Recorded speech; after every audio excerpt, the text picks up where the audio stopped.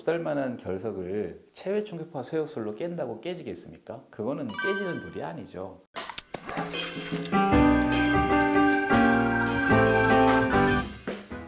안녕하십니까?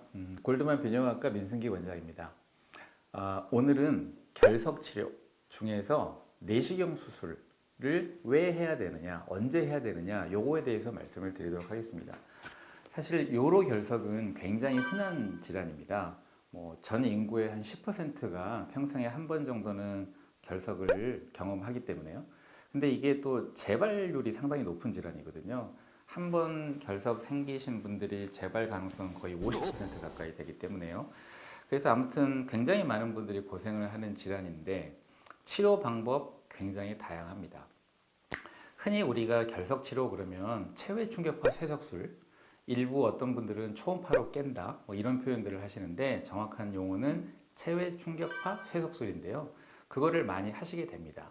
왜냐하면 이 방법은 입원이나 마취 이런 게 전혀 필요 없고 그날 바로 시술을 받고 그날 바로 귀가를 하시기 때문에 가장 비침습적인 치료 방법인 거죠. 그래서 이제 많이 선호를 하시는데요. 모든 결석을 다 체외 충격파 쇠석술로 해결할 수는 없습니다. 결석은 너무너무 다양하거든요. 굉장히 증상도 다양하고 생기는 형태도 굉장히 다양하고 위치나 크기 또 환자 상태에 따라서 굉장히 다양한 치료법들이 시도가 되어야 합니다. 일반적으로 손쉽게 쇠석을 많이 하긴 하지만 그렇지 그걸로 해결이 안 되는 경우도 상당히 많거든요. 그래서 이제 체외 충격파 쇠석술로 해결이 안 되는 결석은 2차적으로 내시경 수술을 하게 됩니다. 내시경 수술 중에서는 요관 안까지 들어가는 내시경인 요관 내시경이 있고요. 요관경으로 이제 결석 제거술을 하는 경우가 있고 신장까지 들어가는 연성 신요관 내시경이라는 게 있어서 신장 안에까지 내시경이 들어가서 충분히 이제 치료를 하실 수가 있습니다. 물론 모든 시술 방법은 경요도, 요도를 통해서 이루어지는 거죠. 그러면 어떤 경우에 우리가 내시경 수술로 결석을 치료를 해야 되느냐? 대표적인 경우가 신장 기능이 떨어진 경우입니다. 쇠석이라고 하는 것은 결국은 돌을 있는 자리에서 충격파로 부숴가지고 가루가 낸 다음에 결국은 소변으로 씻겨져서 빠지기를 기다리는 방법인데요. 신장 기능이 떨어져 있는 분들은 당연히 소변이 잘 안 내려옵니다. 그렇기 때문에 돌이 부서져도 배출이 안 되는 경우가 생길 수가 있겠죠. 그래서 이제 신장 기능이 떨어져 있는 경우는 쇠석보다는 내시경 수술이 좋을 수도 있다. 그 다음에 수신증이라 그래서 결석이 막혀서 시간이 지나게 되면 소변이 내려가는 게 막히기 때문에 그 위쪽 요로가 이렇게 확장이 돼서 부어오릅니다. 그 안에 소변이 고이게 되는 거죠. 그런 경우도 역시 소변이 생산이 되고 배출이 되는 능력이 굉장히 떨어진 상태가 되기 때문에 그런 경우에도 쇠석을 했을 때 돌 가루들이 잘 안 빠질 가능성이 꽤 많습니다. 그 다음에 이제 또 두 번째로 방사선 투과성 결석이라고 하는 게 있는데요. 우리가 이제 요로 결석 중에 80%는 그냥 엑스레이만 찍어도 보이는 방사선 비투과성 결석이 80%인데 20% 정도는 일반 엑스레이 검사에서는 안 보이는 결석들이 있거든요. 근데 현재 국내에서 설치돼서 운영되고 있는 대부분의 체외 충격파 쇠석술 기계는 대부분 이 엑스레이로 투시를 하면서 쇠석을 하는 장비거든요. 그래서 만약에 엑스레이에서 결석이 안 보인다 그러면 사실 쇠석술을 하기가 상당히 어렵게 되는 거죠. 그런 경우에 이제 대안으로 혈관 주사로 조영제를 맞으면서 조영제가 내려가는 길을 보면서 막히거나 끊긴 부분에 쇠석을 하는 경우도 있는데 사실은 이제 정확도가 조금 떨어질 수도 있다는 거죠. 그래서 사실 방사선 투과성 결석은 내시경 수술을 먼저 고려하는 것도 좋은 방법이라고 생각이 됩니다.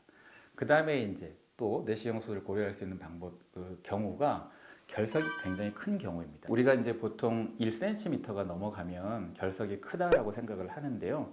물론 1cm보다 더 큰 결석도 한 번의 쇠석으로 해결이 될 수도 있습니다.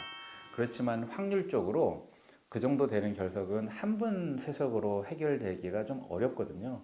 평균 한 3번 정도는 해야 결석이 해결이 될 수도 있는데 보통 우리가 이제 결석을 쇠석을 하고 다음 2차, 3차 시술을 할 때 최소한 5일에서 일주일 간격으로 하기 때문에 뭐 큰 결석들은 쇠석을 여러 번 하다 보면 기간이 길어지는 거죠. 치료 기간이. 그게 뭐 한 달이 될 수도 있고 두 달이 될 수도 있고. 근데 이제 그동안에 결석이 요관에 막혀 있다 그러면 신장 기능은 계속 떨어질 수 있는 거고 또 중간중간 환자분은 계속 통증을 느낄 수도 있는 거고 그래서 그런 경우는 내시경 수술을 해서 한 번에 없애는 게 더 현실적이고 더 빠르고 효과적인 방법이 될 수도 있습니다. 그리고 이제 또 중요한 경우 중에 하나가 양측성 요관 결석입니다. 즉 우리가 이제 신장이 두 개, 요관이 두 개인데 예를 들어서 결석이라는 게 꼭 하나만 생기는 건 아니고요. 여러 개가 동시에 생길 수도 있는데 양쪽 요관이 동시에 결석으로 막혔다. 이거는 사실 응급 상황입니다. 양쪽에서 다 소변이 배출이 안 되면 잘못하면 급성 신부전으로 갈 수가 있거든요. 그러면은 아시죠? 신부전. 그러면 이제 신장 기능이 확 떨어지고 소변도 거의 안 나오게 되고 막 몸도 막 붓게 되고 이런 건데 굉장히 이제 안 좋은 상황이 되는 거죠. 그래서 이제 사실 양쪽에 요관에 결석이 끼어 있다 그러면 그거를 세석을 하고 시간이 기다리고 또 세석을 하고 또 시간 기다리고 이러다 보면은 정말 뭐 흔한 경우는 아니지만 급성 신부전으로 갈 수가 있기 때문에 그런 경우에는 가급적 빠른 해결이 필요하고 그런 경우에는 내시경으로 바로 제거를 할 수 있고 또 경우에 따라서는 양쪽을 동시에 다 내시경 수술을 할 수가 있기 때문에 그렇게 치료를 하는 게 더 효과적이실 수도 있습니다. 그 다음에 이제 다발성 결석인데요. 예를 들어서 한쪽 요관에만 결석이 있다. 그런데 결석이 두세 개가 있어서 위에도 있고 아래도 있고 그렇다. 이런 경우가 있거든요. 근데 이제 원래 결석의 모든 치료 원칙 중에 하나는 아래쪽에 있는 결석부터 먼저 해결을 해야 됩니다. 그래야 위에 있는 결석이 빠져나올 확률이 생기기 때문이죠.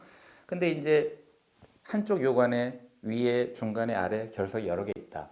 밑에 거 먼저 쇠석을 하고 해결이 되면 중간 거 하고 그 다음에 위에 하고 이래야 되는데 사실 밑에 거를 쇠석을 해가지고 가루가 나서 부서졌다 하더라도 위에 결석이 막혀 있으면 소변이 잘 안 내려오겠죠. 그래서 사실 빠져나갈 확률이 그만큼 더 떨어지게 되는 겁니다.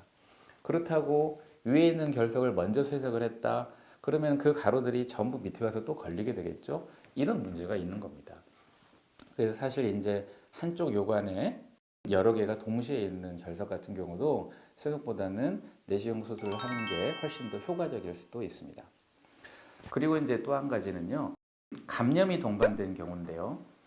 우리가 요로 감염, 단순 요로 감염이 있고 복잡 요로 감염이 있는데 요로 결석 때 감염이 상당히 많이 더 잘 생깁니다.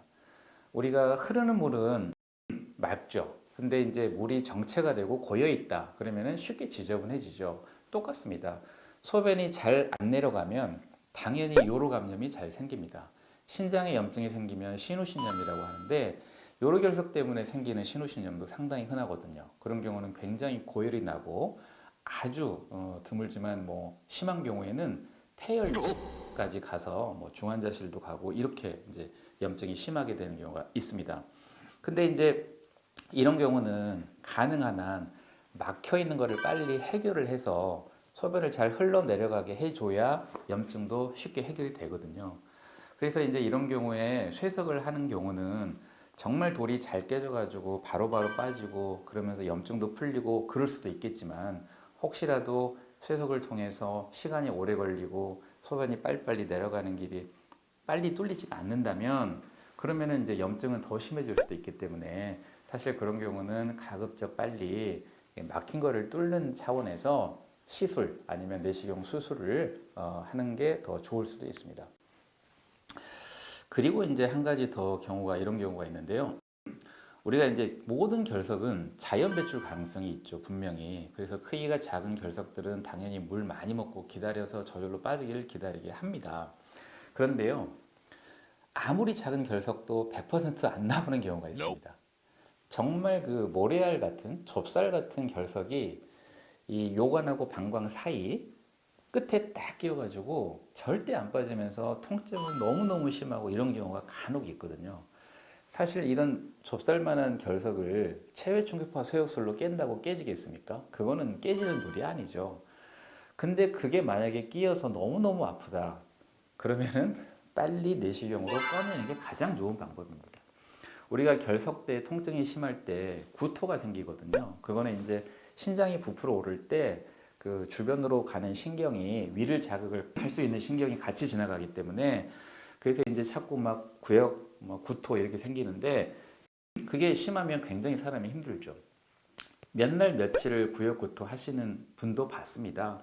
그런 경우는 무조건 물 많이 먹고 빠지는 거 기다려라.